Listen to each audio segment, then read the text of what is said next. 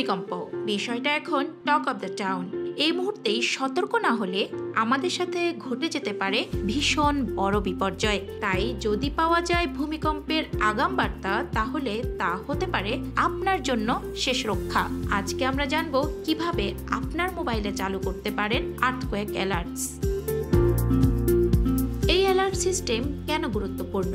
প্রথমত, ভূমিকম্প শুরু হওয়ার কয়েক মুহূর্ত আগেই ফোনে সতর্কবার্তা পাওয়া যায়। এতে আপনি নিজে এবং আশেপাশের মানুষকে দ্রুত সাবধান করতে পারবেন। আর সবচেয়ে ভালো ব্যাপার, অ্যান্ড্রয়েড এবং আইফোন দুই ডিভাইসেই এটি চালু করা যায়। অ্যান্ড্রয়েড ব্যবহারকারীরা গুগলের নতুন আর্থকোয়েক অ্যালার্ট সিস্টেম পেতে হলে কয়েকটি শর্ত মানতে হবে। আপনার ফোনে অ্যান্ড্রয়েড 5 বা তার উপরের ভার্সন থাকতে হবে।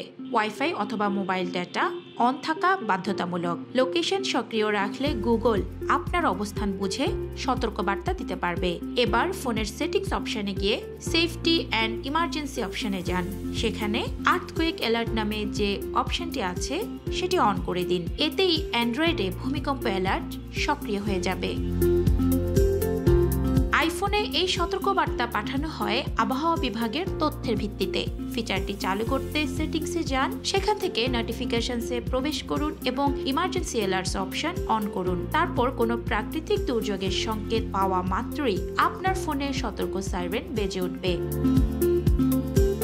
ঢাকা বা চট্টগ্রামের মতো যারা মেগা সিটিতে থাকেন তাদের জন্য এই অ্যালার্ট সিস্টেম খুবই জরুরি, কারণ সময় মতো সতর্কবার্তা পেলে নিরাপদ জায়গায় যাওয়ার সুযোগ পাওয়া যায়, সঙ্গে অন্যদেরও সাবধান করা যায়। তবে মনে রাখবেন, লোকেশন এবং ইন্টারনেট অন না থাকলে গুগল বা অ্যাপল আপনার ডিভাইসকে শনাক্ত করতে পারবে না। আর যদি তা না হয়, তাহলে আপনার মোবাইলে ভূমিকম্প অ্যালার্টও সঠিকভাবে পাওয়া যাবে না। তাই পরিবারের সকলের ফোনেই এটি অন করে রাখা উচিত। একটি সহজ সেটিংস আপনার জীবনের বড় সুরক্ষা হতে পারে। নিজের ফোনে আজই ভূমিকম্প অ্যালার্ট চালু করুন এবং আশেপাশের সবাইকে সেটি করতে উৎসাহ দিন।